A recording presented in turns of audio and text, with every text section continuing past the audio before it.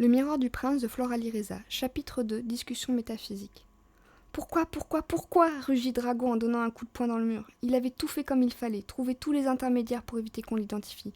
Un impérium à Rosmerta, qui elle-même avait placé Catibelle sous impérium pour qu'elle livre le paquet au directeur. Le hasard avait tellement bien fait les choses, une Griffon d'or, toute dévouée à Potter. Personne ne s'en serait méfié, et cette petite crétine était peut-être morte maintenant. Le miroir était là. Il n'y avait aucune chance pour que quelqu'un réponde, mais il tenta quand même. « Eh, le sortilège, tu es là ?» Il entendit la réponse. « Tu veux dire la sortilège ?»« Excuse-moi, la sortilège, rectifia-t-il. Si elle savait de quoi il était responsable, elle ne serait pas aussi légère. »« Alors, moins d'insomnie, dit-elle. Allez, moque-toi, tout le monde sait que les sortilèges ne dorment jamais. »« Si je suis un sortilège, il va falloir que j'obtienne plus d'informations sur toi, afin de pouvoir ronger ton âme et t'affaiblir jusqu'au trépas, répondit la jeune fille en prenant une voix faussement conspiratrice. Tiens, commençons par ta maison. Laisse-moi deviner. Serre d'aigle. Raté, mais je ne te donnerai pas le nom de ma maison. Et puis quoi encore? La première lettre de mon nom de famille et la couleur de mes yeux et la pointure de chapeau? Pensa Drago. Bien, parlons de Quidditch. Tu finiras bien par te trahir, proposa-t-elle. Pitié, non, je n'en peux plus du Quidditch. On me prend tout le temps la tête avec ce jeu et crois-moi, j'ai autre chose à faire en ce moment. Drago se garda bien de dire qu'il jouait dans une des équipes.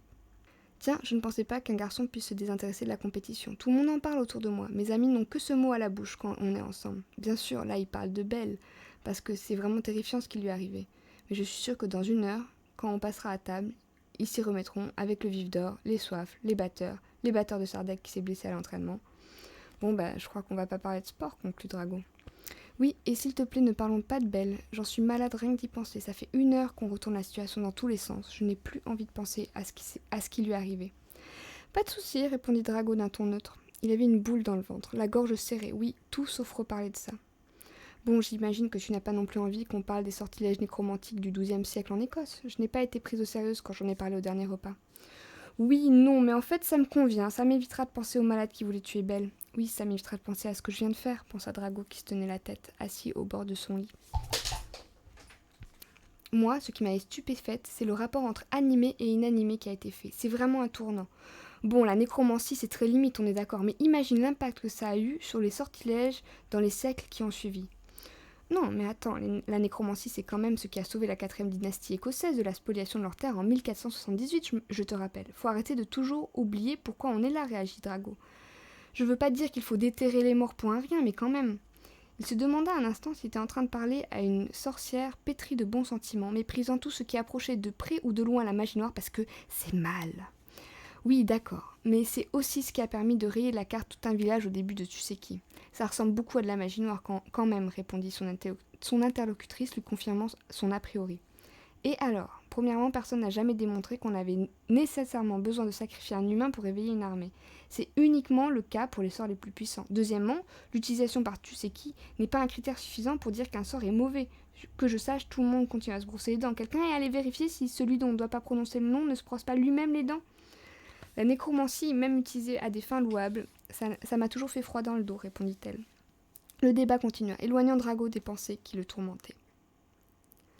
Le professeur McGonagall ferma sèchement son livre et dit « Bien, pour la prochaine fois, chacun de vous devra confectionner un sort fusionnant 2 sortilèges ménagers. Je veux l'explication détaillée et argumentée sur un parchemin de 1 à 2 pages. Et mademoiselle Patil, vous me ferez le plaisir de faire ce devoir cette fois-ci. Il va sans dire que pour un troisième devoir non fait, vous écoperez d'une retenue. » L'enseignante remit un chapeau en tweed sur sa tête et attendit devant la porte que tous les élèves soient sortis pour fermer et partir à son tour. « Tiens, McGonagall part bien vite. Tu crois qu'elle a un rendez-vous » demanda Ron en riant.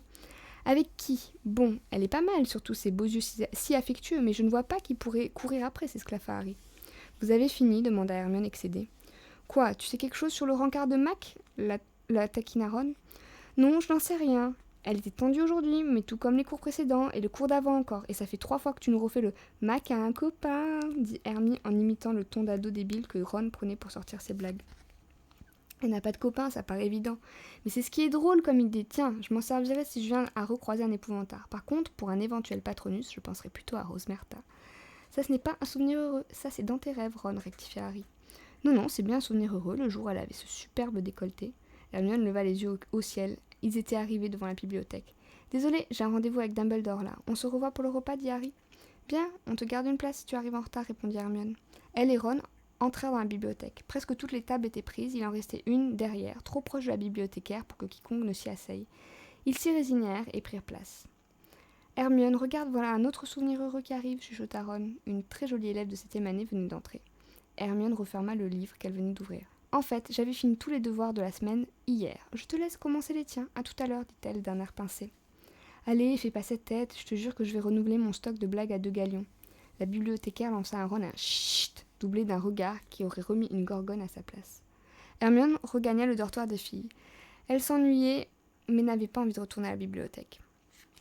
Elle attrapa un manuel de sortilège.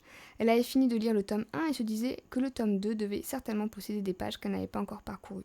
Cela l'étonnait toujours de voir à quel point une infime partie de ses manuels scolaires était employée en cours. Malheureusement pour celui-ci, elle avait déjà presque tout lu ou au moins survolé. Elle savait qu'à cette heure-ci, le propriétaire de l'autre miroir n'était habituellement pas là, mais elle tenta malgré tout. Le silence lui répondit. Depuis quelques semaines, le petit miroir qu'elle avait acheté après au lard lui faisait la conversation.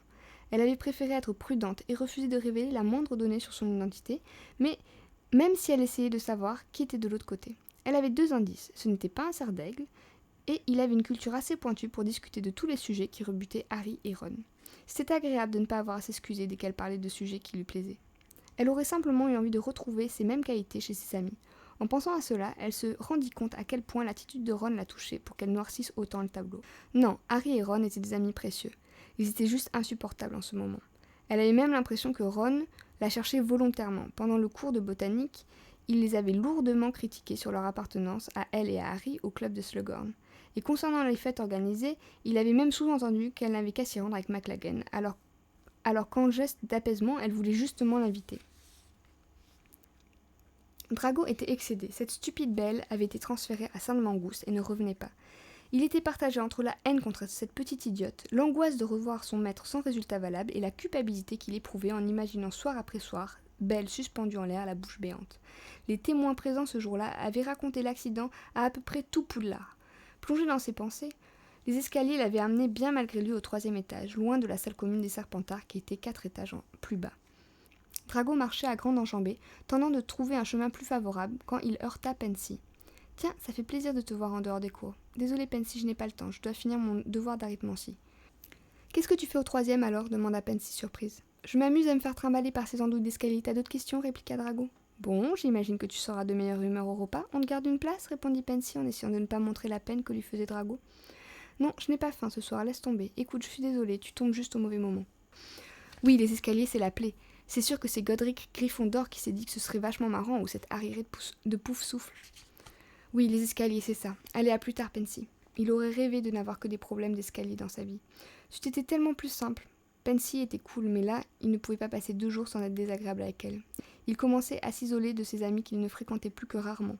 Il finit par trouver un escalier bien disposé, pas trop ronchon, et réussit à descendre les étages qu'il avait montés sans le vouloir. Le dortoir était désert. Il sortit ses affaires d'arithmancie. On était au mois de novembre, et il avait des notes vraiment médiocres. Ce n'était pas le plus important à ses yeux, mais il ne supportait plus l'accumulation d'échecs dans sa vie. Quand il parlait avec la fille du miroir, il se sentait sûr de lui. C'était à peu près le seul moment dans la journée où il n'avait pas l'impression d'être un moins que rien.